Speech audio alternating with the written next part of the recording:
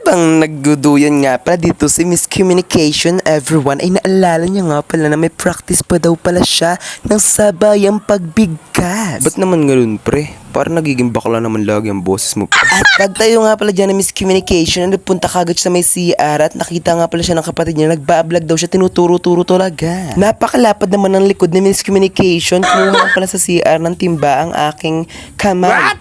Hey, mo, nakakatawa. Ha ha ha. Grabe ka, Miscommunication. Parang nagmo-model-model ka pa habang nag-uuka dyan. Para kang bobo dyan. Magpakalalaki ka naman, oh. No! Hindi ko nakakatawa dyan talaga. Ay, hindi magiging lalaki ang lalaking ito.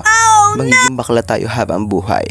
Parang tanga naman si Miscommunication. Sisirain mo ba yung poso nyo, Miscommunication? Wala ka na talagang magawang maganda. Kaya ka lagi napapagalitan ng iyong pamilya. Ganon. Nang napuno na nga pala dyan ng Miscommunication, yung timba niya, agad-agad niya itong dinala sa may kanilang CR. What's up guys? Ako si John Prince Talagtad, umaasang maging vlogger, ngunit eme lang ang lahat. Nagbadaling maligo dyan si Miscommunication dahil nga pala'y baka yung umalis yung kanyang kasabay papuntang bayan. Baka ako'y hindi pa makasabay. Pati sa pagliligo ko, naka-video-video pa. Dami yung gusto natin i-update. No! Nang matapos na nga pala si Miscommunication maligo, syempre magpapatuyo muna siya ng kanyang katawan at kanyang buhok. Pagkatapos nga pala na, kukuha na ako ng mga susuotin ko. Ha? Parang nabubulol yata si Miscommunication sa part na yun. Parang uulitin ko. Wag na, napakahirap kayo mag-voice over. Hay, nako, Miscommunication, parang straight ka dyan. Naiinis ako sa'yo. Wag ka magpaka-straight. Okay guys, ngayon ay get ready with me tayo sa aking susuotin. Tara, samahan ninyo.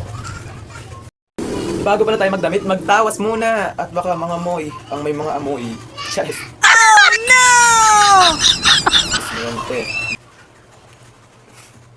So ngayon kukuha naman tayo ng pang-ibaba natin. Pang-ibaba. Dahil malamok sa aming pinagpapraktisan, ang susuotin natin ay pants. Tara. Para sa aking pants ay kulay gray. Okay, suotin na natin. Okay, this is the final look.